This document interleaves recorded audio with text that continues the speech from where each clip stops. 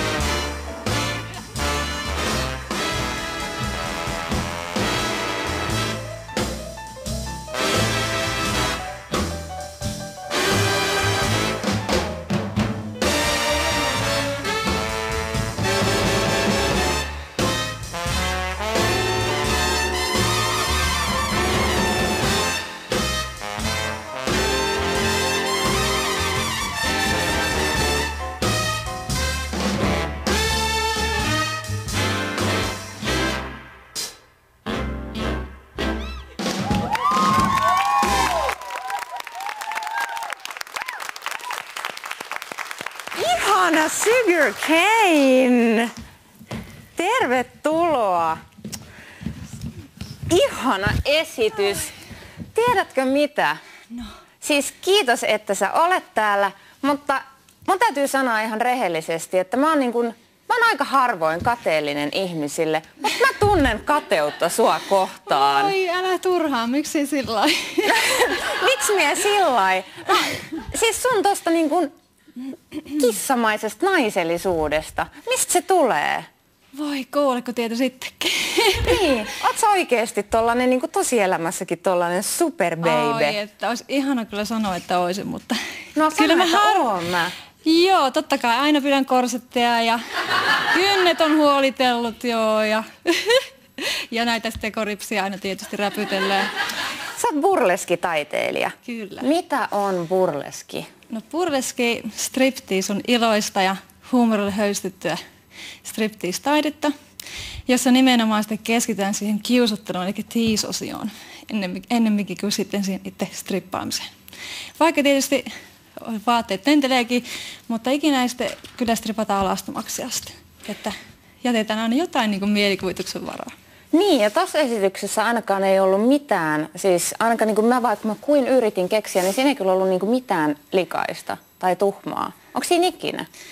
No, kaikki siis burleskitanssijat on erilaisia, että tämä on mun tyyli, mutta siihen ehkä vaikuttaa paljon tietysti sekin, että kuinka sitten itse eleillään ja katsellaan sitten sitä esitystä vie eteenpäin, että jos mulla olisi semmoinen hirveän himokas katse päällä, niin se ei välttämättä, se ei sitten ehkä olisi yhtä kaunista.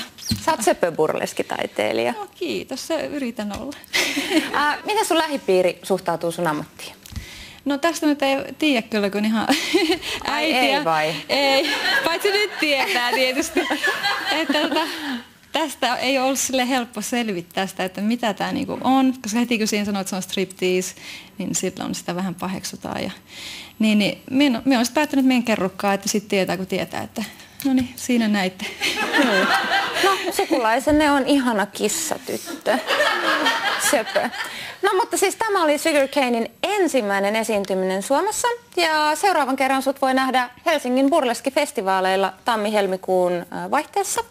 Muuten on parasta matkustaa Lontooseen. Näin on. Siellä sut voi nähdä erilaisissa burleskiklubeissa. Kiitos kun kävit Mariassa. Mä toivon, että susta tulee vakkari esiintyjä. Mielellään. Vain jos sieltä minun kanssa lavalle, niin sitten. No, I don't think so. Pitää vähän harjoitella.